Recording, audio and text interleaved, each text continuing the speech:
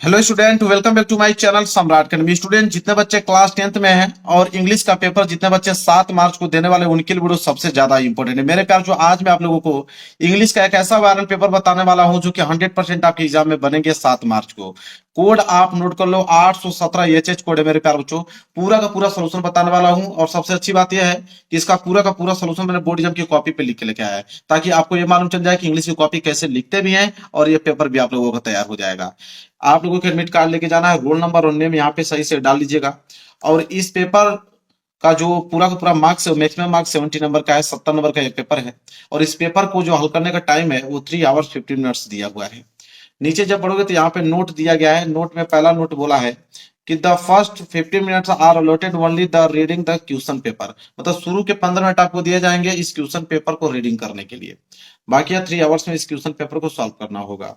इसके बाद दूसरा नोट है कि this question paper is divided into 2 section. मतलब यह क्वेश्चन पेपर जो है 2 सेक्शन में डिवाइड है, 2 सेक्शन में यह बटा हुआ है।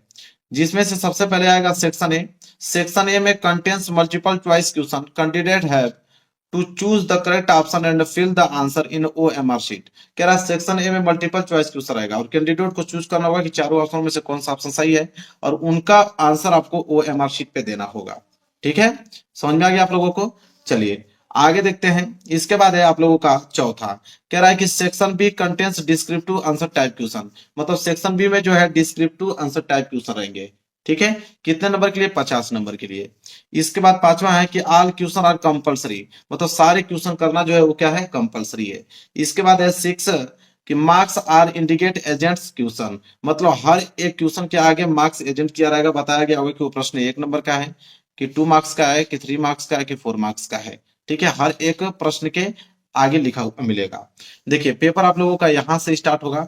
सबसे पहले आएगा आप लोगों का सेक्शन ए, और सेक्शन ए में जो है वो 20 मार्क्स का मल्टीपल चॉइस क्वेश्चन रहेगा। ठीक है, देखिए बोला है यहाँ पे कि क्वेश्चन 1 से लेकर 3 तक अगर आपको सॉल्व करना है तो बोला है यहाँ पे कि read the following passage carefully and answer the question that follow choosing the correct option. कह रहा है कि अगर क्वेश्चन 1 से लेकर 3 तक सॉल्व करना है तो पैसेज दिया गया है। यह पैसेज, इस पैसेज को आपको पढ़ना है। ठीक है, तो मेरे प्यारों जो पैसेज क्या है कि when we winter New York, when we winter New York your harbour the first things we see is Statue of Liberty. ठीक है, मतलब ये आप लोग का पैसेज है और इस पैसेज के नीचे आप लोगों के 3 प्रश्न हैं। तीनों प्रश्नों का उत्तर इन पैसेजों में से देना होगा। देखिए यहां तक पैसेज है। पैसेज यहाँ पे आप लोगों का क्या हुआ है? समाप्त हुआ है। और पैसेज के नीचे पहले हम लोग क्वेश्चंस को पढ़ेंगे। देखिए मेरे प्यारे बच्चों क्वेश्चंस क्या है। क्वेश्चन, पहला क्वेश्चन यहाँ पे पूछा है मेरे प्यारे बच्चों कि when we enter New York harbour the first things we see is. कहने का मतलब है मेरे प्यारे बच्चों कि जब हम न्यूयॉर्क बंदरगाह में प्रवेश करते हैं तो पहली चीज हम क्या देखते हैं? कह रहा है कि व्हेन वी विंटर, जब हम इंटर मतलब प्रवेश करते हैं न्यूयॉर्क में, हार्बर मतलब बंदरगाह में, तो द फर्स्ट थिंग्स पहली चीज वी सी हम देखते हैं। क्या देखते हैं? तो जब हम न्यूयॉर्क के बंदरगाह में पहुंचते हैं तो सबसे पहले हम लोग क्या देखते हैं? तो इसका आंसर देखिए 4 ऑप्शन दिया हुआ है। ऑप्शन पहला, option B, option C, option D. तो इसका आंसर कहां से मिलेगा मेरे प्यारे बच्चों? तो पैसेज में से मिलेगा। देखिए पैसेज पढ़ोगे तुरंत आंसर आपको मालूम चल जाएगा। चलिए पैसेज पढ़ते हैं। तो देखिए पहले पैसेज जब आप पढ़ोगे तो बोला है कि व्हेन वी इंटर, जब हम इंटर करते हैं न्यूयॉर्क हार्बर में, न्यूयॉर्क के बंदरगाह में, तो द फर्स्ट थिंग्स, हम पहली वस्तु देखते हैं कि we see is the Statue of Liberty. Statue of Liberty को देखते हैं, मतलब स्वतंत्रता की प्रतिमा को देखते हैं। तो आंसर मिल गया कि नहीं? कि जब हम न्यूयॉर्क के बंदरगाह में पहुंचते हैं सबसे पहले क्या देखते हैं? तो स्टैचू ऑफ लिबर्टी देखते हैं। चलिए देखते हैं ऑप्शन में दिया है। तो मेरे प्यार बच्चों देखिए सी वाला ऑप्शन दिख गया कि नहीं? The Statue of liberty. तो मेरे प्यार बिल्कुल आसान है। आप बस पैसेज को पढ़ोगे आंसर आपको मिलता चला जाएगा। देखिए मैं खुद आपको ढूंढ के दिखा दूंगा। दूसरा प्रश्न पढ़ते हैं। देखिए दूसरा प्रश्न भी उसी तरह हल करेंगे। क्या बोला है दूसरा प्रश्न मेरे प्यार बच्चों? कि the Statue of liberty was a gift from the people of. कह रहा है कि स्वतंत्रता की प्रतिमा लोगों के लिए एक उपहार थी। किन लोगों के लिए एक उपहार थी? फ्रांस के लोगों के लिए, कि जापान के, कि ग्रीस के, कि इंग्लैंड के लिए? तो इसका भी आंसर उसी पैसेज में से मिल जाएगा। चलिए ढूंढ के दिखाता हूं। तो पैसेज देखिए, पैसेज जब हम पढ़ेंगे तो खुद मालूम चल जाएगा। यहां पे देखिए मिल गया कि नहीं आप लोगों को? बोला है कि the Statue of liberty was gift from the people of France. वही क्वेश्चन तो पूछा है। देखिए क्वेश्चन वही पूछा था कि द स्टैचू ऑफ लिबर्टी, स्वतंत्रता की प्रतिमा, was a gift from the people of किन लोगों के लिए उपहार थी? तो मेरे प्यारे बच्चों देखिए, the statue of liberty was a gift from the people of France, France के लोगों के लिए उपहार थी। तो सिंपल जवाब क्या हो जाएगा मेरे प्यारे बच्चों? फ्रांस। और ए वाला ऑप्शन जो होगा बिल्कुल राइट आंसर हो जाएगा। बताइए कोई दिक्कत हो रहा है आप लोगों को? रट्टा नहीं मरवा रहा हूं, कंसेप्ट सिखा रहा हूं। देखिए कंसेप्ट से आप कभी भूल नहीं पाओगे, इस पेपर में 70 में 70 नंबर लेकर आओगे। ठीक है, चलिए ये नहीं कह रहा हूं कि आप याद कर लो, उसको ढूंढने का तरीका बता रहा हूं मैं आप लोगों को। तीसरा प्रश्न, इसको भी हम लोग अच्छे तरीके से कर देंगे। तीसरा प्रश्न क्या है मेरे प्यारे बच्चों? क्वेश्चन कि बोला है कि द स्टेच्यू ऑफ लिबर्टी पर्सोनिफाइज, ठीक है, कहने का मतलब मेरे प्यारे बच्चों कि स्टेच्यू ऑफ लिबर्टी व्यक्तित्व का प्रतीक है। ठीक है, किस व्यक्तित्व का प्रतीक है मेरे प्यारे बच्चों? तो देखिए इस प्रश्न का भी उत्तर हम लोग उसी में ढूंढेंगे। सबसे पहले हम देख लेंगे पर्सोनिफाइज कहीं दिया है कि नहीं मेरे प्यारे बच्चों। तो पर्सोनिफाइज को हम लोग क्या करेंगे, इस पैसेज में मेरे प्यारे बच्चों हम लोग क्या करेंगे, ढूंढेंगे। तो देखिए यहाँ पे लिखा है कि वन हु पर्सोनिफाइज, देखिए लिखा है कि नहीं, one who personifies not only the majestic Greek goddess of past but also the working men and women of the present। ठीक है, अब यहां पे दोनों आंसर आपको देखने को मिला है।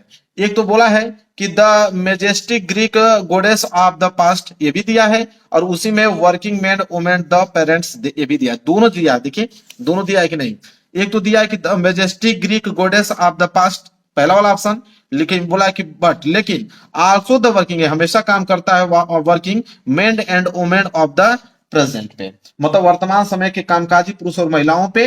और यह जो है आप लोगों का कि द मेजेस्टिक ग्रीक गोडेस, ठीक है, ऑफ द पास्ट, मतलब कि अतीत की जो राजसी यूनानी देवियां थी उनके लिए। तो दोनों ऑप्शन में है, तो दोनों ही सही होंगे। ऑप्शन ए वाला भी सही होगा, बी वाला भी सही होगा। तो चारों ऑप्शन में से कौन सा सही होगा? तो ए बी, तो दोनों सही है। सी वाला ऑप्शन ने दिया है। एक ऑप्शन डी आपको दिया होगा जो बोला होगा कि बोथ ए और दोनों, देखिए बोला है ना डी वाला ऑप्शन कि बोथ ए और बी दोनों सही है, इसलिए डी वाला ऑप्शन ही क्या होगा, बिल्कुल राइट आंसर होगा। क्योंकि पहला वाला भी ऑप्शन सही हो रहा था और दूसरा वाला भी ऑप्शन सही हो रहा था मेरे प्यारे बच्चों। तो है कि नहीं आसान, बिल्कुल कभी भूल नहीं पाओगे मेरे प्यारे बच्चों, और आराम से सारे क्वेश्चन का आंसर देकर चले आओगे। अगला प्रश्न देखिए क्या है। अब क्वेश्चन नंबर 4 से लेके 8 तक, क्वेश्चन नंबर 4 से लेके 8 तक अगर करना है तो उसमें बोला है मेरे प्यारे बच्चों कि choose the correct option to answer the following. कह रहा है कि 4 ऑप्शन में से चूज करना है, कौन सा ऑप्शन सही होगा। 5 प्रश्न है, 5 क्वेश्चन से 1 मार्क्स से हिसाब से 5 मार्क्स आपको दिए जाएंगे। देखिए क्वेश्चन नंबर 4 पढ़ते हैं, क्या बोला है। कह रहा है कि कंप्लीट द फॉलोइंग सेंटेंस, मतलब इस सेंटेंस को आपको क्या करना है मेरे प्यारे बच्चों, कंप्लीट करना है। क्या है, बोला है कि आई विल नॉट गो, बोला है कि I will not go his party. अब देखिए पार्टी के यहाँ पे आप लोगों का एक गैप दिया है, यहाँ पे मिस स्पेल्ड है लेकिन यहाँ पे गैप दिया रहेगा और इसी में भरना होगा कि I will not go his party, his invite me. अब इस गैप में फिल इन द ब्लैंक्स में क्या भरा जाएगा, अनटिल भरा जाएगा कि इफ भरा जाएगा कि अनलेस भरा जाएगा कि बट भरा जाएगा। मेरे प्यारों चो कह रहा है कि I will not go his party, कह रहा है कि जब I will not go his party, मैं उस पार्टी में नहीं जाऊंगा, ही इनवाइट मी, जब तक वो मुझे बुलाएंगे नहीं। तो मेरे प्यारे बच्चों मैं उस पार्टी में नहीं जाऊंगा जब तक वो मुझे बुलाएंगे नहीं। आपको मालूम है मेरे प्यारे बच्चों कि अनटिल और अनलेस मेरे प्यारे बच्चों, ठीक है, अनटिल और अनलेस, इन दोनों में मेरे प्यारे बच्चों किसका प्रयोग करेंगे, अनटिल का प्रयोग करेंगे कि अनलेस, क्योंकि दोनों की मीनिंग वही होती है मेरे प्यारे बच्चों, जब तक की, ठीक है, जब तक नहीं, क्योंकि अनटिल मतलब ये होता है मेरे प्यारे बच्चों जब तक नहीं, ठीक है, ध्यान से समझिएगा। और अनलेस मतलब ये होता है मेरे प्यारे बच्चों जब तक नहीं। तो मेरे प्यारे बच्चों सेंस में तो यही आ रहा है आप लोगों का कि I will not go his party, कहने के मतलब कि जब तक वो मुझे नहीं बुलाएंगे मैं उनके पार्टी में नहीं जाऊंगा। तो यहाँ पे जब तक का ही सेंस निकल के आ रहा है, लेकिन दोनों में से कौन भरा जाएगा, अनटिल के अनलेस। तो अनटिल का प्रयोग मेरे प्यारे बच्चों टाइम के लिए किया जाता है, किसके लिए, टाइम के लिए किया जाता है। तो टाइम का प्रयोग तो यहाँ पे किया गया नहीं है, इसलिए हम लोग किसका प्रयोग करेंगे, अनलेस का प्रयोग करेंगे। समय की बात तो नहीं हो रही है यहाँ पे कोई, तो यहाँ अनलेस का प्रयोग करेंगे कि I will not go his party unless he invited me, मतलब कि जब तक वो मुझे नहीं बुलाएंगे मैं उनके पार्टी में नहीं जाऊंगा। ठीक है, चलिए कंसेप्ट समझ में आ गया। आगे देखते हैं प्रश्न नंबर 5वां। बोला कि कंप्लीट द फॉलोइंग सेंटेंस, ठीक है, इस सेंटेंस को पूरा करना है, इसमें भरना है कि this Yong man is true, और यहाँ पे भरना है हिज वर्ड। कौन सा प्रीपोजिशन यहाँ पे भरा जाएगा, ऑफ का कि फॉर का कि एट का कि टू का प्रयोग।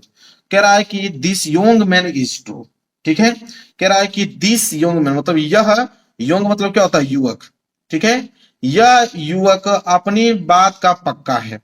ठीक है, यह युवक अपनी बात का क्या है, पक्का है। तो यहाँ पे this man is true, true के बाद यहाँ पे क्या बोला जाएगा, टू का प्रयोग किया जाएगा मेरे प्यारों। किसका प्रयोग किया जाएगा, टू का प्रयोग किया जाएगा। जब अपनी बात का कोई जबान का पक्का होता है वहां पे हम लोग किसका प्रयोग करते हैं, टू का। क्लियर है, चलिए। तो यहाँ पे क्लियर हो गया मेरे प्यारे बच्चों। और इसे टू का प्रयोग तो बहुत जगहों के लिए किया जाता है, जब उसको पढ़ोगे डिटेल में तब समझ में आएगा। हालांकि इस क्वेश्चन के लिए प्रयोग टू का ही किया जाएगा। यह युवक अपनी बात का क्या है, पक्का है। This young man is true to his word. आगे बढ़ेंगे, अगला देखेंगे क्वेश्चन नंबर 6। कहला है कि rearrange the following word cluster to make a meaningful sentence. ठीक है, कह रहा है कि रीअरेंज करना है। ये जो आपको सेंटेंस यहाँ पे दिख रहा है, इसको रीअरेंज कर कर एक मीनिंगफुल सेंटेंस बनाना है। जैसे लास्ट दिया है, रेनिंग दिया है, it been, night has since, ये दिया है ना। तो इसको रीअरेंज करके एक मीनिंगफुल सेंटेंस बनाना है। इन चारों ऑप्शन में से कौन सा सही होगा। जब भी ये बनाने जा रहे हो मेरे प्यारे बच्चों, एक रूल याद रखना है। जब भी रीअरेंज करने जा रहे हो तो सबसे पहले मेरे प्यारे बच्चों सब्जेक्ट आता है। सब्जेक्ट के बाद मेरे प्यारे बच्चों आपका आता है हेल्पिंग वर्ब। क्या आता है, हेल्पिंग वर्ब। हेल्पिंग वर्ब के बाद आता है आपका मेन वर्ब। मेन वर्ब के बाद आपका आता है ऑब्जेक्ट। ऑब्जेक्ट के बाद आता है मेरे प्यारे बच्चों अदर वर्ड। ठीक है, इसी सेंस में हम लोग रीअरेंज करते हैं। सबसे पहले हम लोग सब्जेक्ट देखेंगे मेरे प्यारे बच्चों। अच्छा, यहाँ पे ध्यान दीजिए, इसमें कैसे सबसे पहले हम लोग छाटेंगे। सबसे पहले आप मेन वर्ब देखिए, इसमें मेन वर्ब क्या है। तो मेन वर्ब यहाँ पे रेनिंग है, क्योंकि रेनिंग यहाँ पे जो मेरे प्यारे बच्चों है, यह है वर्षा हो रही है। ठीक है, तो मेन वर्ब क्या है, यहाँ पे रेनिंग है, मेन वर्ब हो गया। और यहाँ पे हैज जो है मेरे प्यारे बच्चों, वो हेल्पिंग वर्ब है, ये बात तो आप भी जानते हो। ठीक है, तो आप सब्जेक्ट क्या है मेरे प्यारे बच्चों, तो यहाँ पे सब्जेक्ट जो मेन वर्ब के बाद आ रहा है ईट। ये ईट जो है सब्जेक्ट का काम करेगा, तो ईट आपका सब्जेक्ट है। तो सबसे पहले तो मेरे प्यारे बच्चों ईट आएगा, इतना कंफर्म मालूम चल गया ना। सबसे पहले क्या आएगा, ईट। तो ईट सबसे पहले। तो बी वाला ऑप्शन तो होगा नहीं, क्योंकि यहाँ नाइट से स्टार्ट है। सी वाला भी ऑप्शन नहीं होगा, क्योंकि यहाँ बीन से स्टार्ट है। दो ही ऑप्शन बचे, एक तो पहला वाला ऑप्शन बचा, एक आपका चौथा वाला ऑप्शन बचा। तो ईट हो गया। ईट के बाद मेरे प्यारे बच्चों सब्जेक्ट हमने लगा दिया। सब्जेक्ट के बाद क्या लगाएंगे, हेल्पिंग वर्ब। हेल्पिंग वर्ब क्या मेरे प्यारे बच्चों, हैज है। तो ईट के बाद हैज किस में है, इसमें है, क्योंकि ईट के बाद इसमें बीन है, भी ऑप्शन नहीं होगा, इसलिए डी वाला ऑप्शन बिल्कुल सही ऑप्शन हो जाएगा। तो it has been raining since last night. ठीक है, यह जो होगा मेरे प्यारे बच्चों इस क्वेश्चन का राइट आंसर हो जाएगा। समझ में आ गया मेरे प्यारे बच्चों कि it has been raining since last night, मतलब कल रात से बारिश हो रही है। कल रात से बारिश हो रही है। डी वाला ऑप्शन जो होगा बिल्कुल राइट आंसर हो जाएगा। अब हमको नहीं लगता है कभी आप इसको भूल पाओगे। चलिए आगे देख लेते हैं। अगला है सातवां। सातवां है मेरे प्यारे बच्चों, कह रहा है कि ही spent a lot of money on purchasing costly cloth. ठीक है, अब मेरे प्यारे बच्चों बोला है कि identify the word spent. Spent को बताना स्पेंट है क्या। मेरे प्यारों चो कह रहा है कि ही spent a lot of money of purchasing costly cloth, मतलब कि उन्होंने महंगे कपड़े खरीदने में बहुत पैसा जो है वो क्या किया, स्पेंड किया, खर्च किया। तो उन्होंने महंगे कपड़े खरीदने में बहुत पैसा खर्च किया, ये सेंटेंस का मीनिंग होगा। और यहाँ पे स्पेंट, जो ये स्पेंट आपको दिख रहा है, पूछा है कि ये स्पेंट है क्या। अब ऑप्शन पढ़ते हैं तब तो मालूम चलेगा। तो ऑप्शन में मेरे प्यारों चो बोला है कि नाउन है कि प्रोनाउन है कि वर्ब है कि एडवर्ब है। मेरे प्यारों चो आपको मालूम है कि स्पेंड, स्पेंड मतलब क्या होता है, स्पेंड मतलब होता है खर्च करना। तो जिसके लास्ट में ना आ जाता है वो वर्ब होता है। तो जाहिर सी बात है मेरे प्यारों चो वर्ब होगा। स्पेंड मतलब खर्च करना, और स्पेंड का जो सेकेंड फॉर्म होता है वो स्पेंट होता है। क्या होता है, स्पेंट, जो कि इस क्वेश्चन में पूछा था कि स्पेंट का मतलब क्या होगा। स्पेंट यहाँ पे क्या है, तो स्पेंट एक क्या है, वर्ब है, क्योंकि स्पेंट मतलब होता है खर्चा करना। ठीक है, खर्च करना। क्लियर है, तो वर्ब होगा मेरे प्यारे बच्चों। जिसके लास्ट में ना आ जाए समझ लेना वो वर्ब होगा। इसके बाद आठवां प्रश्न देखिए क्या है। आठवां है कि which of the following word is miss spelled, मतलब इन चारों ऑप्शनों में से कौन सा वर्ड जो है वह गलत है।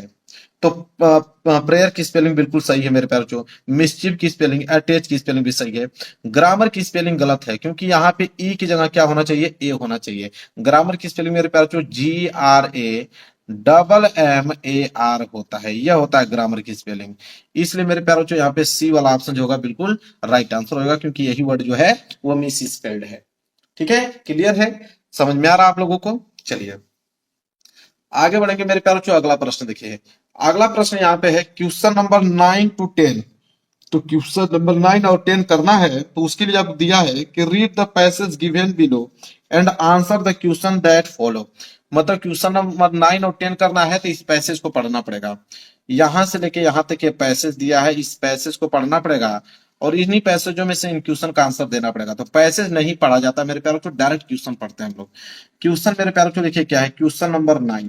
क्वेश्चन नंबर 9 है, बोला है कि Siddhartha Gautam wandered in search of enlightenment for. कह रहा है कि सिद्धार्थ गौतम जो है आत्मज्ञान की खोज में कितने समय तक भटकते रहे। तो सिद्धार्थ गौतम आत्मज्ञान की खोज में कितने वर्षों तक भटकते रहे।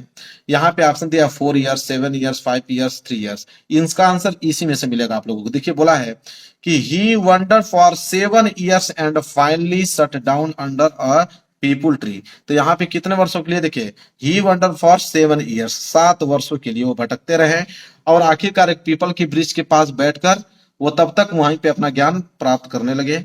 अपना उद्देश्य भी वही उन्होंने दिया।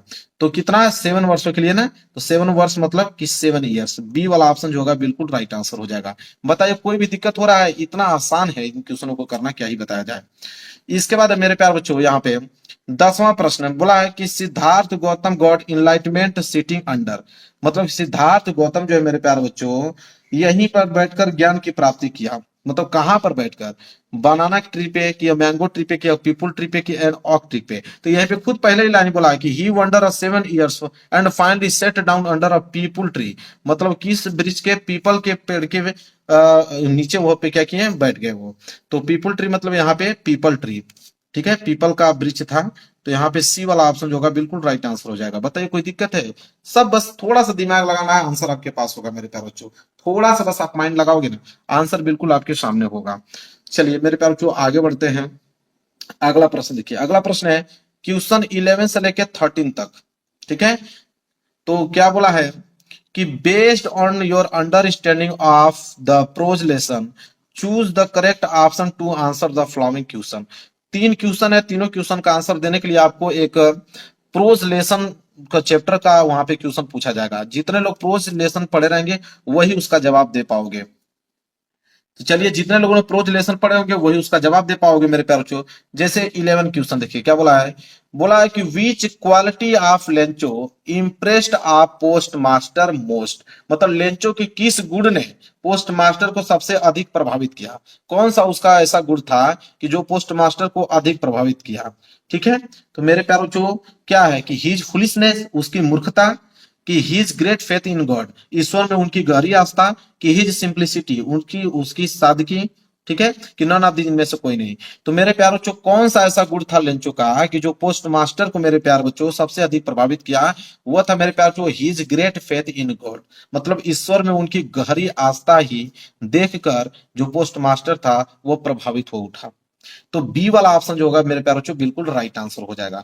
क्लियर है, समझ में आ रहा आप लोगों को मेरे प्यारे बच्चों? कभी भूल नहीं पाओगे एग्जाम में जाकर, पूरे के पूरे आंसर करके आना 70 में 70 नंबर। 12वां प्रश्न देखिए क्या है, 12वां प्रश्न मेरे प्यारे बच्चों कि who is the author of the lesson his first flight.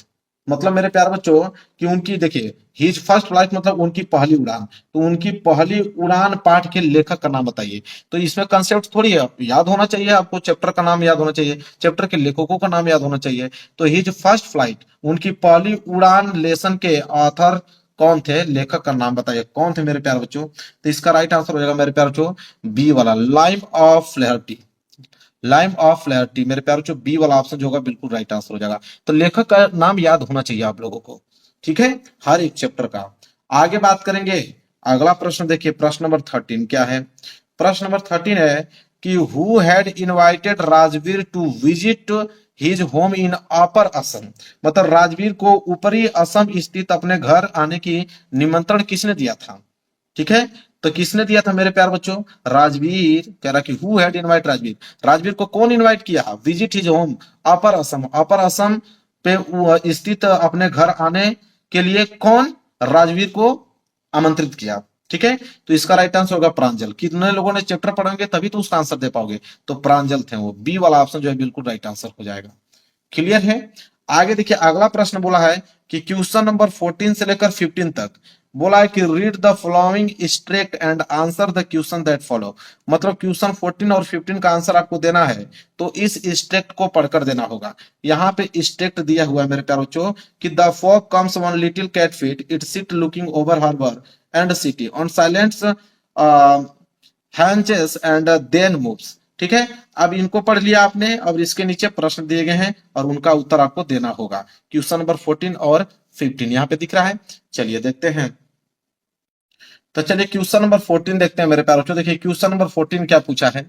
Question number 14 पूछा है कि who is the poet of the poem written above. अब मेरे प्यारे बच्चों ये भी याद होना चाहिए कि इस कविता के कवि कौन है, मतलब उपयुक्त कविता जो अभी हमने कविता पढ़ा है स्टेट, उस कविता के कवि कौन है, तो उनका नाम आपको मालूम होना चाहिए मेरे प्यारे बच्चों। तो कार्ल्स सेंडबर्ग हैं। कौन है? कार्ल्स सेंडबर्ग हैं। ए वाला ऑप्शन जो है बिल्कुल राइट आंसर होगा। इसमें कोई कंसेप्ट नहीं चलेगा मेरे प्यारे बच्चों। आपको याद है तो इसका आंसर दे पाओगे, नहीं याद है तो वही नहीं, आप लो पे मार दोगे कोई ना कोई। तो मेरे प्यारे बच्चों नाम याद होना चाहिए। तो उस चैप्टर का नाम कार्ल्स सेंडबर्ग है, उसके कवि। आगे अगर हम बात करते हैं क्वेश्चन नंबर 15, देखिए क्वेश्चन नंबर 15 क्या है मेरे प्यारे बच्चों। क्वेश्चन नंबर 15 बोला है कि द फोक कम्स, ठीक है, कि द फोक कम मतलब कोहरा जो है वो आता है। तो कोहरा कैसे आता है? अब देखिए यहाँ पे बोला है कि लाउडली, हैस्टली, स्लोली और यहाँ पे साइलेंटली। तो सी वाला ऑप्शन ही बिल्कुल राइट आंसर होगा। साइलेंटली मतलब धीरे से, कोहरा धीरे से आता है। अब आप कहोगे कि इसका कंसेप्ट क्या है, देख लो। उस जो स्ट्रेक था उस स्ट्रेक में कहीं पे भी आपको लाउडली, हैस्टली, स्लोली देखने को नहीं मिलेगा। मैं दिखा देता हूं, वहां पे देखने को मिलेगा आपको साइलेंटली। देख लीजिए, देखिए यहाँ पे दिखा ही नहीं, यहाँ पे साइलेंट हॉचेस, ठीक है। तो साइलेंट आ गया मतलब कि कोहरा आता है, मतलब द फॉक्स कम, कोहरा आता है साइलेंटली, धीरे से आता है। तो इस तरह भी आप कॉन्सेप्ट बना के लिख पाओगे इसका आंसर। चलिए अगला क्वेश्चन देखते हैं। देखिए बोला है क्वेश्चन नंबर 16 से लेकर 20 तक। अब क्वेश्चन नंबर 16 से लेकर 20 तक उत्तर अगर आपको देना है तो बोला है कि based on your understanding of the lesson his book footprint without feet choose the correct option to answer the following question. अब जितने लोगों ने चैप्टर पढ़े होंगे वही इस प्रश्नों का उत्तर दे पाओगे। 5 प्रश्न है 5 नंबर के लिए। देखिए 16वां प्रश्न क्या है, 16 प्रश्न है। बोला है कि for how many days was Tricky given no food, मतलब ट्रिकी को कितने दिनों तक भोजन नहीं दिया गया। ट्रिकी को कितने दिनों तक भोजन नहीं दिया गया मेरे प्यारे बच्चों। तो जो लोग इस चैप्टर की समरी पढ़े होंगे वही इसका जवाब दे पाओगे। तो 2 डेज, 2 दिनों के लिए ट्रिकी को भोजन नहीं दिया गया। तो जो लोग इस चैप्टर की समरी पढ़े होंगे, इस कहानी को पढ़े होंगे, वही इस प्रश्न का उत्तर दे पाओगे। तो 2 डेज के लिए नहीं दिया गया। अब यहाँ पे देखते हैं 17 प्रश्न कि how old was Hari Singh when he met Anil.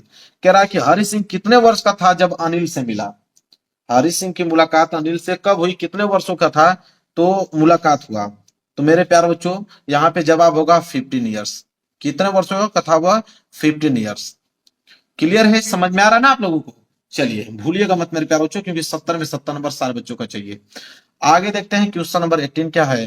बोला कि what was the evidence against Horace that got him arrested. ठीक है, कहने का मतलब मेरे प्यारे बच्चों होरेस के खिलाफ क्या सबूत थे जिसके कारण उसे गिरफ्तार किया गया। तो क्या सबूत थी कि उसके कारण उसे गिरफ्तार किया गया था। सबूत के तौर पे उसके हिज फिंगरप्रिंट थे। ठीक है, हिज फिंगरप्रिंट मतलब उसकी अंगुलियों के निशान थे, इसलिए उसे क्या किया गया, गिरफ्तार किया गया। क्लियर है मेरे प्यारे बच्चों। तो 18 का सी जो है इस प्रश्न का राइट आंसर हो जाएगा। आगे बढ़ेंगे, अगला प्रश्न देखेंगे मेरे प्यारे बच्चों। प्रश्न नंबर 19। प्रश्न नंबर 19 है कि select the correct option to answer the following Griffin was a. इसमें से सेलेक्ट करना है कि 4 ऑप्शन में से कौन सा ऑप्शन सही है। प्रश्न पूछा है कि Griffin was a, Griffin was a, Griffin थे, ठीक है, मतलब ग्रिफिन कौन है, मतलब ग्रिफिन एक था। ग्रिफिन क्या था? ब्रिलियंट साइंटिस्ट की लवलेस पर्सन की बोथ ए एंड बी की नॉन ऑफ दी। तो मेरे प्यारों जो सी वाला ऑप्शन सही होगा, बोथ ए एंड बी। मतलब ब्रिलियंट साइंटिस्ट भी थे, मतलब प्रतिभाशाली वैज्ञानिक भी थे, और लवलेस पर्सन भी थे, मतलब अराजक व्यक्ति भी थे।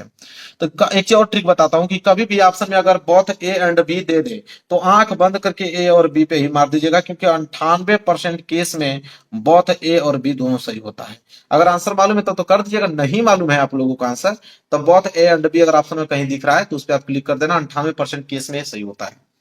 आगे अगर हम बात कर लेते हैं, अगला देख लीजिए 20 प्रश्न। 20 प्रश्न क्या है मेरे प्यारे बच्चों। बोला है कि who had invited Matilda husband for the ball party. कहने का मतलब है कि मटिल्डा के पति को पार्टी के लिए किसने आमंत्रित किया था। हु हैड इनवाइट, कौन इनवाइट किया मटिल्डा के हस्बैंड को फॉर द बॉल पार्टी। ठीक है। मटिल्डा के पति को पार्टी के लिए किसने आमंत्रित किया? तो इन चारों ऑप्शन में से कौन सा ऑप्शन सही होगा मेरे प्यारे बच्चों? तो ये पढ़े रहोगे चैप्टर तभी तो आपको मालूम चलेगा। तो the minister of public instruction मतलब सार्वजनिक शिक्षा मंत्री जो थे उन्होंने इनवाइट किया था। तो 20वें का मतलब 20 का सी वाला ऑप्शन जो है बिल्कुल राइट आंसर हो जाएगा। तो 20 ऑब्जेक्टिव क्वेश्चन मेरे प्यारे बच्चों सेक्शन ए का मैंने पूरा अच्छे से पूरा का पूरा बता दिया। कोई डाउट मेरे प्यारे बच्चों यहां तक आप बताइए, कोई डाउट नहीं होना चाहिए। आगे बढ़ेंगे, अगला प्रश्न देखेंगे। देखिए अब स्टार्ट होगा आप लोगों का सेक्शन बी। यहां से सेक्शन बी स्टार्ट है और सेक्शन बी में सबसे पहले रीडिंग का पार्ट आएगा। और क्वेश्चन कितने नंबर का सेक्शन बी है? देखिए 50 मार्क्स का यहाँ पे आप लोगों का सेक्शन बी है। क्वेश्चन नंबर 21 यहां से स्टार्ट होगा। इसको आप लोगों को कॉपी पे लिखना होगा। बोला है कि read the passage carefully and answer the question given below. कह रहा है कि पैसेज को आपको ध्यानपूर्वक पढ़ना। देखिए पैसेज यहां तक मेरे प्यारे बच्चों, ठीक है, यहां से यहां तक पूरा पैसेज आपको दिख रहा है। इतना ही पैसेज नहीं है, पीछे भी पैसेज दिया गया है मेरे प्यारे बच्चों, उसको मैं आपको दिखाता हूं। ठीक है, यहां तक पैसेज है, मैं कह सकता हूं आपको दिखाता हूं। पैसेज यहां तक समाप्त है। ठीक है, यहां तक पैसेज आप लोगों का समाप्त हो गया। और इसके नीचे देखिए ए बी सी डी 4 प्रश्न हैं। और कितने कितने नंबर के लिए मेरे प्यारे बच्चों? 2 नंबर, 2 नंबर, 2 नंबर और 1 नंबर। 2 3 6 7 नंबर का प्रश्न है। और कितने प्रश्न है? 4 प्रश्न है। इन प्रश्नों का उत्तर आपको देना है। तो पहला है कि who was Robin Hood and where did he live. अब देखिए इसका कैसे लिखोगे। सबसे पहले मेरे प्यारे बच्चों आप लिखोगे सेक्शन बी, फिर लिखोगे answer to question number 21। Reading का पार्ट है तो रीडिंग पार्ट ब्लैक पेज से लिखोगे। अब देखिए चारों का आंसर लिखा हुआ है मेरे प्यारे बच्चों, चारों का आंसर बिल्कुल लिखा हुआ है। पढ़ने की जरूरत नहीं, आप डायरेक्ट इसका स्क्रीनशॉट ले सकते हो। पढ़ूंगा समय नुकसान होगा। पहले का आंसर, ठीक है, बी का आंसर, ये सी वाला का आंसर है, डी वाला का। जल्दी से आप स्क्रीनशॉट लीजिए, वीडियो को रोककर इसको नोट कर लीजिए। चारों प्रश्नों को भी दिखा देता हूं। दूसरा प्रश्न है who did Robin Hood help with money. C वाला है कि who was Robin Hood bitter enemy. और चौथा है कि which word in passage mean to make known publicity और ऑफिशियली। चारों प्रश्नों के मैंने पढ़ा और चारों प्रश्नों का यहाँ पे उत्तर आप लोगों को बिल्कुल दिख रहा होगा मेरे प्यारे बच्चों। आराम से नोट कर लीजिए, बिल्कुल आसान शब्दों में लिख के लेके आया हूँ। आगे बढ़ेंगे। अब अगला आ जाएगा मेरे प्यारे बच्चों राइटिंग वाला पार्ट। ठीक है, राइटिंग वाला पार्ट क्या है? देखिए राइटिंग वाला पार्ट है क्वेश्चन नंबर 22 स्टार्ट है। बोला है कि write an application to health officer of your city requesting him to arrange for the cleanliness of your locality and spraying some insecticide to kill the mosquito. मतलब कि एक application लिखना है health officer के, आपके शहर के जो हेल्थ ऑफिसर हैं उनको एक एप्लीकेशन लिखना है कि आपके जो गांव की सफाई नहीं हुई है, जिससे मॉस्किटो मतलब मच्छरों के काटने से बीमारियां फैल रही हैं। ठीक है, उसके लिए आप लोगों को क्या लिखना है मेरे प्यारे एप्लीकेशन, कि जल्दी से जल्दी गांव की सफाई हो पाए। अब इसको कैसे करोगे? देखिए 4 मार्क्स का है। अगर ये प्रश्न नहीं कर पाओगे तो और करके अथवा करके एक प्रश्न और दिया है कि अगर आप एप्लीकेशन नहीं लिख पाते हो तो आप लेटर लिख सकते हो कि write a letter to your father requesting him to send 1000 as you want to go on tour programmes arrange by your college and also the permission letter to participate in it. मतलब कि एक आप letter लिख दीजिए अपने पिता के यहाँ, 1000 रुपया का डिमांड कीजिए कि 1000 रुपया मुझे चाहिए, स्कूल द्वारा वहां पे प्रोग्राम फिक्स किया गया है घूमने के लिए, ठीक है, पार्टिसिपेट करने के लिए। तो या तो आप एप्लीकेशन लिखिए या तो आप लेटर लिखिए। मैं दोनों का आंसर आपको बताऊंगा। देखिए कैसे आप इसका आंसर लिखोगे मेरे प्यारे बच्चों। देखिए सबसे पहले हम लोग लिखेंगे answer to question number 22। Writing का पार्ट है, एप्लीकेशन लिख रहे हैं तो एप्लीकेशन लिखेंगे। ठीक है, अब देखिए यही वाला एप्लीकेशन है कि write an application to health officer. ठीक है, देखिए कितना बढ़िया से लिखा गया है। सबसे पहले आप एड्रेस लिखो फ्रॉम विनय पांडे, प्रयागराज उत्तर प्रदेश। ठीक है, डेट लिखोगे, फिर यहां से उनको लिखना प्रारंभ करोगे। दिख रहा है मेरे प्यारे बच्चों अच्छे से आप लोगों को? पूरा का पूरा आप लोगों को दिख रहा होगा। यहां से लिखोगे to the health officer Prayagraj Uttar Pradesh. Subject में लिखोगे किसके बारे में लिख रहे हो भाई, तो सब्जेक्ट में लिखोगे requesting for cleanliness in locality and spraying insecticide to kill the mosquito. ठीक है, फिर इसके बाद यहाँ पे लिखना प्रारंभ करोगे रिस्पेक्टेड सर। फिर इसके बाद पूरा का पूरा अपना लिखोगे कि I am Vinay Pandey and I am residents of Prayagraj, Uttar Pradesh. There is no regular cleanings of garbage in our area. The residents for our locality and very much affected by the bad smell arising from the garbage. ठीक है, तो इसके बाद यहाँ पे last line लिखोगे कि there are more flies and mosquito breeding over year which may cause various disease therefore I requested to look in programme and to the needful. फिर thanking you your sincerely Vinay Pandey. बस इतना आप लोगों को लिखना है मेरे प्यारे बच्चों। आप लोगों को एप्लीकेशन ऐसे लिखना है। अगर एप्लीकेशन नहीं करना चाहते हो कोई दिक्कत नहीं है, इधर आप राइटिंग वाला पार्ट का लेटर कर सकते हो। अगर एप्लीकेशन नहीं करना चाहते हो एग्जाम में तो कोई दिक्कत नहीं है, आप आंसर टू क्वेश्चन नंबर 22 का और और मतलब अथवा वाला। अगर आप ये वाला 22 वाला क्वेश्चन नहीं करना चाहते हो तो अथवा करके यहाँ पे बोला है ना कि राइट एक लेटर लिखिए, ठीक है, अपने पिता के यहाँ 1000 डिमांड करना है अगर स्कूल के प्रोग्राम कहीं फिक्स किया गया उसको घूमने के लिए, ठीक है। तो देखो वही लिखा है कि आंसर टू क्वेश्चन नंबर 22 को और राइटिंग वाला पार्ट लेटर। लेटर में सबसे पहले आप मेरे पास एड्रेस लिख देना, एड्रेस के बाद माय डियर फादर, इसके बाद पूरा का पूरा यहाँ पे आपको दिख रहा है मेरे पास, स्क्रीनशॉट ले लो, पूरा का पूरा आप लोगों को दिख रहा है, बिल्कुल पढ़ने की जरूरत नहीं है, स्क्रीनशॉट लेना, इसको नोट करना है। क्लियर है मेरे प्यारे बच्चों?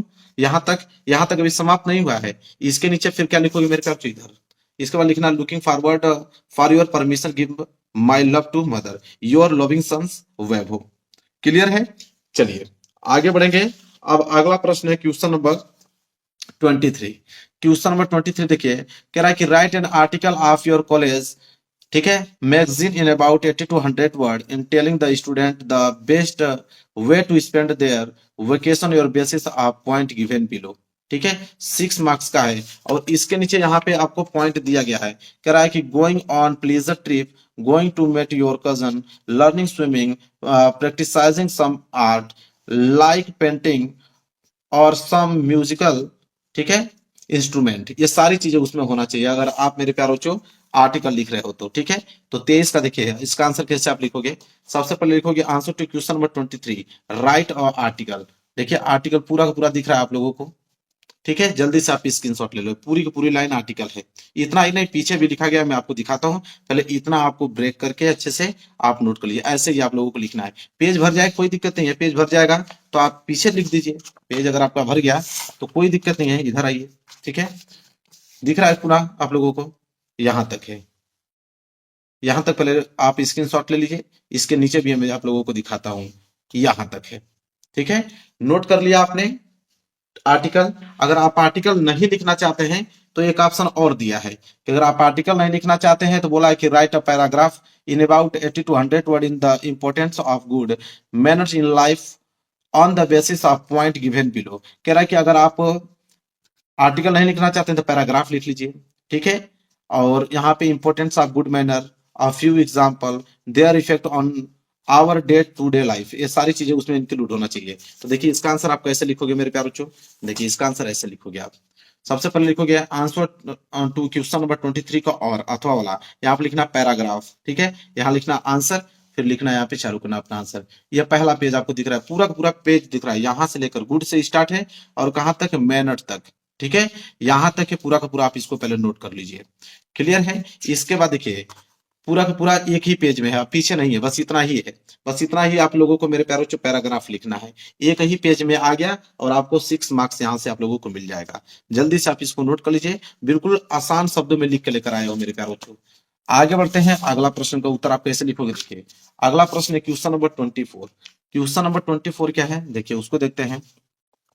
क्वेश्चन नंबर 24 ग्रामर वाला पार्ट है, ग्रामर यहाँ से स्टार्ट हो गया, तो लिखोगे answer to question number 24 grammar लिख देना, ठीक है। ग्रामर में देखिए 24 क्वेश्चन है, 24 का ए वाला है कि री right the following sentence by changing into indirect speech, मतलब इनडायरेक्ट स्पीच में चेंज करना है, 2 मार्क्स के लिए है। क्वेश्चन क्या है कि Rashmi said to the stranger what is your name and where do you live, इसको हमें कैसे में चेंज करना है, इनडायरेक्ट स्पीच में चेंज करना है, 2 मार्क्स मिलेगा। तो देखिए आंसर पहला क्या लिखा गया है कि Rashmi asked the stranger what his name was the where he lived, यह चेंज हो गया किसमें मेरे प्यारे बच्चों, इनडायरेक्ट स्पीच में चेंज हो गया। इसी तरह बी वाला प्रश्न क्या है कि change the following sentence into passive voice, ठीक है, 2 मार्क्स का भी है। कह रहा है कि he has answered all the question, इसे हमें पैसिव वॉइस में चेंज करना है। तो देखिए कैसे लिखोगे, all the question have been answered by him, यह उसका पैसिव वॉइस में चेंज हो गया। इसके बाद सी वाला प्रश्न है कि punctuate the following using capital letter also wherever necessary, कह रहा है कि पंक्चुएट कीजिए, चिन्हों का प्रयोग कीजिए और उसमें कैपिटल लेटर बिल्कुल नेसेसरी है। यहाँ पे आपको बोला what is the name asked my senior I replied my name is Prachi. अब इसे हमें पंक्चुएट करके अच्छे से अरेंज करके चिन्हों का प्रयोग करके कैपिटल लेटर कहाँ लगेगा, फुल स्टॉप कहाँ लगेगा, डबल इंटू कॉमा क्या लगेगा, सबको देखकर इसे अरेंज करना है, तब जाके 2 मार्क्स मिलेगा। तो देखिए सी वाला का आंसर डबल इंटू कॉमा के अंदर में लिखोगे what is your name, question mark लगाओगे, फिर डबल इंटू कॉमा क्लोज हो गया, लिखोगे आस्क्ड माय सीनियर, फिर फुल स्टॉप लगाओगे, फिर कैपिटल लेटर आई रिप्लाइड, फिर कॉमा लगाओगे, फिर डबल इंटू कॉमा के अंदर लिखोगे माय नेम इज प्राची, फिर फुल स्टॉप लगाओगे, फिर डबल इंटू कॉमा के अंदर क्लोज कर दोगे। ऐसे आप लोगों को लिखना है। इसके बाद देखिए डी वाला प्रश्न क्या है, डी वाला प्रश्न यहाँ पे बोला है कि translate the following into English. 4 marks का है। बोला है कि पुस्तकें हमारी सबसे अच्छी मित्र हैं। एक अच्छी पुस्तक पढ़ते समय हम अपनी परेशानी एवं चिंताएं भूल जाते हैं। पुस्तकें हमें ज्ञान देने के साथ साथ चरित्र का निर्माण करती हैं। पुस्तकें हमें साहस एवं आशा का संचार भी करते हैं। अब इसे हमें ट्रांसलेट करना है इंग्लिश में। कितने नंबर के लिए? 4 मार्क्स के लिए।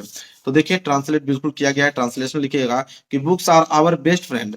Well reading a book we forget our problems and worries. Books not only give me knowledge but also companionship and hope. ये उसका ट्रांसलेशन हो गया, ठीक है, इंग्लिश में। आगे बढ़ते हैं, अगला प्रश्न देखिए। प्रश्न नंबर क्या है? 25।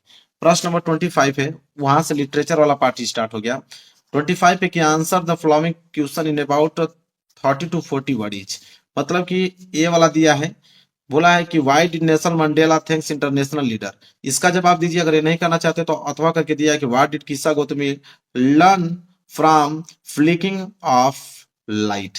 इन दोनों में से किसी एक का ही आंसर देना, लेकिन आंसर आपका 30 से 40 वर्ड में होना चाहिए। 3 मार्क्स मिलेगा। तो देखिए मैं दोनों का आंसर लिख के आया हूं।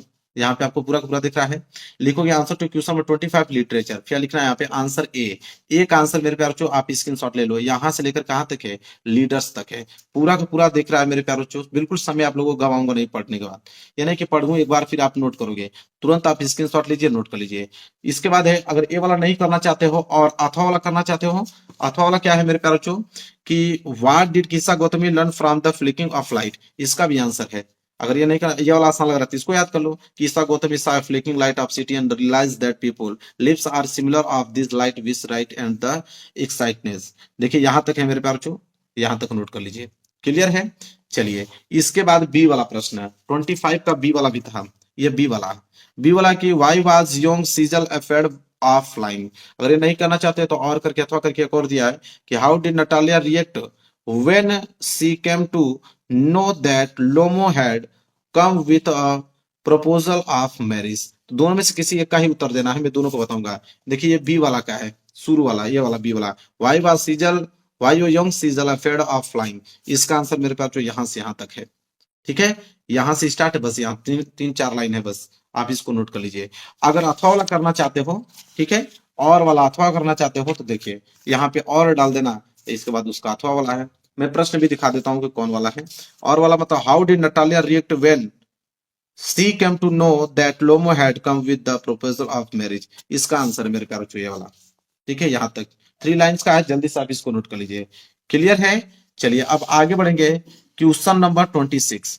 देखिए क्वेश्चन नंबर 26 क्या है? क्वेश्चन नंबर 26 बोला यहाँ पे कि answer any of the following in about 60 word. 60 word में आंसर देना है, 4 नंबर के लिए मिलेगा। यहाँ पे आपका ए दिया है और बी, 2 प्रश्न है, ए और बी, दोनों में से कोई इसी एक का ही आंसर देना है। मैं दोनों को बताऊंगा। पहले ए का देखो, how did the rain change into disaster, how did it affect Lencho field. इसका आंसर कैसे लिखोगे? आंसर टू क्वेश्चन नंबर 26 का यहाँ पे लिखना आंसर ए। देखिए पूरा का पूरा दिख रहा है आप लोगों को, पूरा वर्ड आप लोगों को दिख रहा होगा। यहाँ तक है, इट से स्टार्ट है, अ हेल्पनेस तक यहाँ तक समाप्त है। ये पूरी की पूरी लाइन इसका आंसर है। जल्दी से आप इसका स्क्रीनशॉट ले लीजिए या वीडियो को रोक के उसे नोट कर लीजिए। इसके बाद अगर मेरे प्यारों बी वाला का आंसर देखिए, अगर बी वाला करना चाहते हैं तो बी वाला कर सकते हो, ठीक है। बी वाला क्या है कि what did Rajveer see on the way during his car journey to, ठीक है, देखी बरी, ठीक है। इसका आंसर लिखना चाहते हो तो आंसर बी का यहाँ तक आंसर, ठीक है। दिख रहा है पूरा मेरे प्यारों? जल्दी से आप इसका स्क्रीनशॉट ले लो। ऐसे ही आप लोगों के एग्जाम में लिख के आना है। इसके बाद अगला प्रश्न है, प्रश्न नंबर 27 है कि what type of life does Amanda wish for explain giving an example. 3 marks का। अगर ये वाला करना चाहते हो तो ये कर लो, या ये नहीं करना चाहते हो तो अथवा करके दिया है कि right 4 lines of any poem prescribed in your syllabus, do not copy the line given in this question paper. या तो 4 लाइन का पोएम लिख दीजिए जो इस प्रश्न पेपर में ना आया हो, ठीक है। कोई अलग से लिखना है, इस पेपर में जो ना आया उसके अलग से आप लोगों को लिखना है, या तो यह ऊपर वाला जवाब दे दो। तो पहले हम लोग 27 का देखेंगे। लिखेंगे आंसर टू क्वेश्चन नंबर 27। देखिए 27 का यहाँ पे आंसर डालिएगा। पूरा का पूरा आंसर आप लोगों को दिख रहा होगा। यहाँ तक है मेरे प्यारे बच्चों। क्या था मेरे पास प्रश्न भी मैं पढ़ के सुना देता हूँ कि what type of life does Amanda wish for explain giving an example, ठीक है, उसका आंसर है, ठीक है। यहाँ तक नोट कर लीजिए। इसके बाद देखिए अगर आप 4 लाइन का पोएम लिखना चाहते हैं तो ये लिख सकते हैं कि आंसर टू क्वेश्चन नंबर 27 का और, ठीक है, 27 का और बोला है कि right 4 lines of any poem prescribed in your syllabus, not copy the lines given in the question paper. तो 4 लाइन्स का ये पोएम मेरे प्यारो जो है, ठीक है, देखिए इसको नोट कर लिए यहां तक। क्लियर है, ये आप लोगों का पोएम है।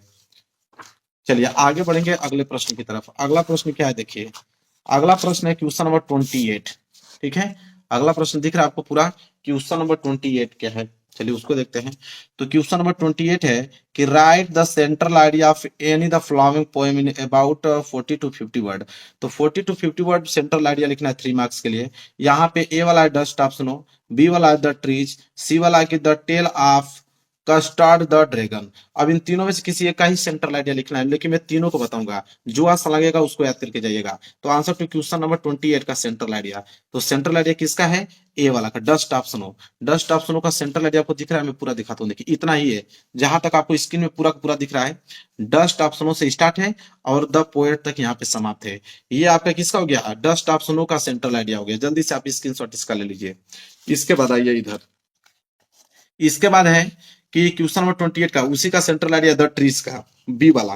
द ट्रीज का सेंट्रल आइडिया मैं दिखाता हूँ, यहां से स्टार्ट है, द ट्रीज से स्टार्ट है कहां तक, ओवर रूल्स तक, यहां तक आप लोगों का समाप्त है द ट्रीज का सेंट्रल आइडिया। तो इसको नोट कर लीजिए। अब मैं तीनों को दिखा देता हूँ, आपको जो आसान लगेगा उसको एग्जाम में याद करके जाइएगा मेरे ख्याल से, जो आपको आसान लगेगा उसको एग्जाम में याद करके जाइएगा।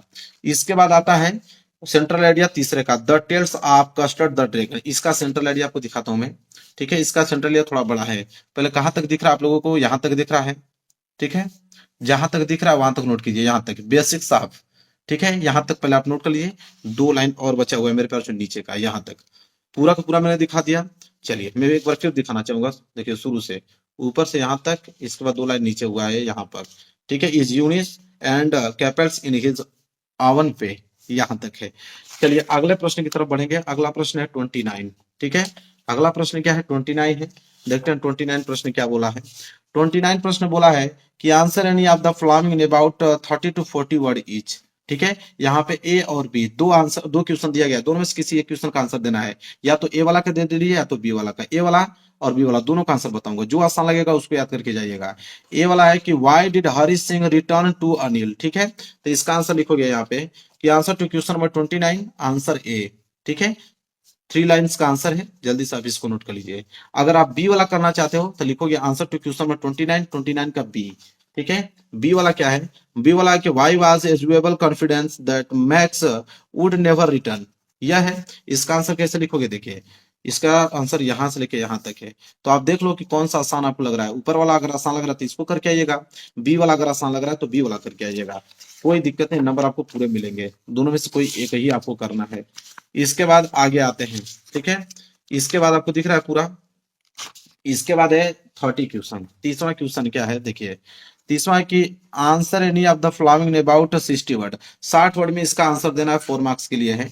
यहाँ पे ए दिया है और यहाँ पे बी, दोनों में से किसी एक का ही आंसर देना है। मैं दोनों को बताऊंगा, पहले ए वाला देखिए कि why did Bholi at first agree to an unequal match, why did the she later reject the marriage. इसका आंसर अगर आपको करना होगा तो आंसर टू क्वेश्चन नंबर 30 डालोगे। यहाँ पे ए वाला का आंसर दिख रहा है मेरे प्यारों, यहाँ तक देखिए, ये आपका इंटरेस्टेड लिखा हुआ है, ठीक है, और यहाँ तक है मेरे प्यारों, ठीक है, यहाँ तक नोट कर लीजिए, ही वाज तक है। 4 लाइन का आंसर है, बिल्कुल आसान है, याद कर पाओगे। अगर ये नहीं करना चाहते हो, आपको लग रहा है कि मैं ये करना चाहूंगा कि how did a nursery book mother goose save save the earth from a Martian invasion. ठीक है, इसका अगर आंसर देना चाहते हो तो देखिए इसका आंसर आप लिख सकते हो यहाँ पे, आंसर टू क्वेश्चन नंबर 30 का बी। ठीक है, आंसर आपको दिख रहा होगा पूरा का पूरा आंसर, यहां से लेकर मेरे पास जो यहाँ तक है। अब इस पूरे के पूरे क्वेश्चन पेपर का मैंने आंसर बता दिया मेरे पास। अगर आपको मेरे प्यारों जो चाहिए कि 95% आप लोगों को इंग्लिश में, तो इस क्वेश्चन पेपर को पूरा का पूरा तैयार करना पड़ेगा। मेरे प्यारों वीडियो को लाइक कर देना, चैनल पे नए हो तो चैनल को जरूर सब्सक्राइब कर लेना। मिलेंगे एक प्यारे से नेक्स्ट वीडियो में, तब तक के लिए धन्यवाद।